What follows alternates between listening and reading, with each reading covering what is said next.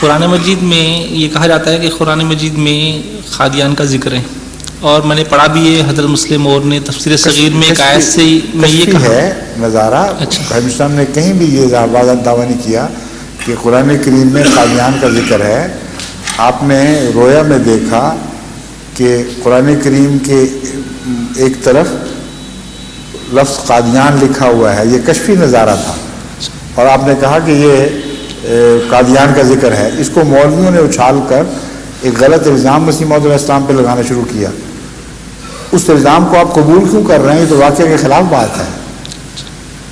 کشفی طور پر قادیان کا ذکر ہونا ان معنوں میں ہے کہ حضرت صلی اللہ علیہ وسلم کا نزول ثانی قرآن کریم میں مذکور ہے، آپ کی بعثت ثانیہ قرآن کریم میں مذکور ہے. تو جس بستی میں آپ اتریں گے اس کا معنوی طور پر کہیں ذکر ہوگا. یہ خبر دی گئی تھی حضرت رسول مسیح علیہ السلام کو. وہ کہاں ذکر ہے یہ وضاحت نہیں ہوئی.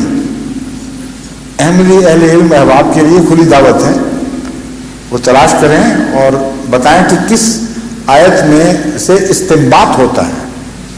مگر یہ کہنا کہ قادیان کا نام کہیں لکھا ہوئی تو واضح طور پر خلاف واقعہ. حضرت مسیح علیہ السلام ایسی بات کر کیسے سکتے تھے؟ سمجھ گئے؟ جی اب ان کے بعد اب